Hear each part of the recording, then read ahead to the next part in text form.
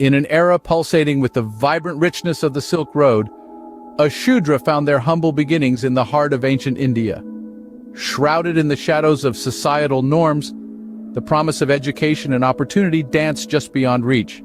Yet, in the heart of the Shudra simmered a yearning that would soon steer their destiny onto an unforeseen path. Childhood for the Shudra was a canvas splashed with the vivid hues of returning travelers' tales.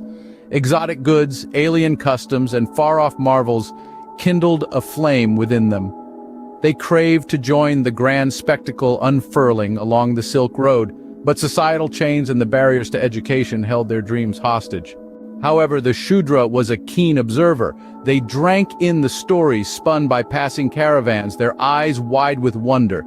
The marketplace chatter, the clink of coins, the artful negotiation, all became their rudimentary lessons in trade and economics. They began to decipher the language of commerce, the subtle dance of the marketplace. Yet the Silk Road was more than a mere trading route. It was a vibrant artery of thought. The Shudra absorbed scraps of literature, philosophy, and history shared by passing travelers. They found solace in the teachings of Buddhism, its message of compassion echoing within their soul.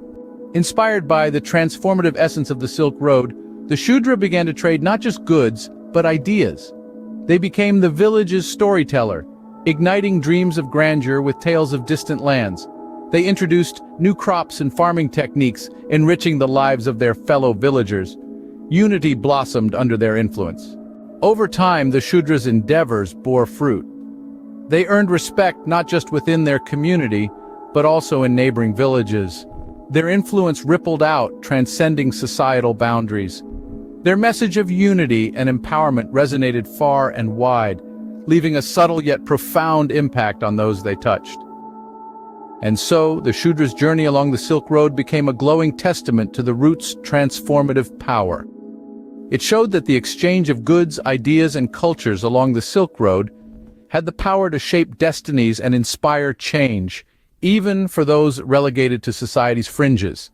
The Shudra's legacy echoed through the ages, a symbol of the enduring power of perseverance and the indomitable spirit of humanity. Compounded by their lower caste status. Caught in the crosshairs of caste and gender discrimination, they bear the weight of both.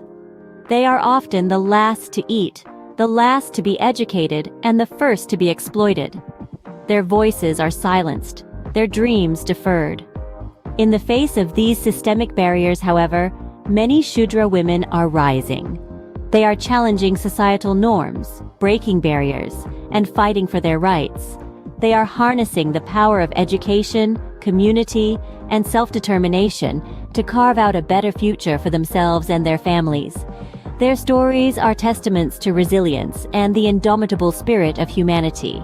As we reflect on the struggles of the Shudra community and the broader issues of caste and gender inequality in India, we are compelled to consider our role in perpetuating or dismantling these systems.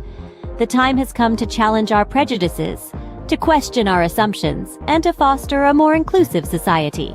We must recognize that caste-based discrimination is not a problem for the Shudras to solve alone.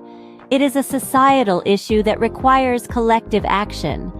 It is our duty to educate ourselves, to listen to marginalized voices, and to amplify their stories. We must also advocate for policies that promote social justice and equality.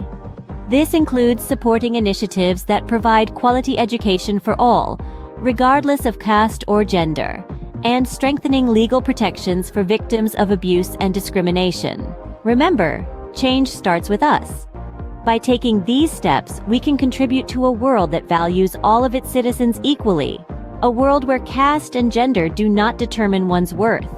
We owe it to the Shudras, we owe it to all marginalized communities, and we owe it to ourselves to make this world a fairer, more just place. So let us begin today.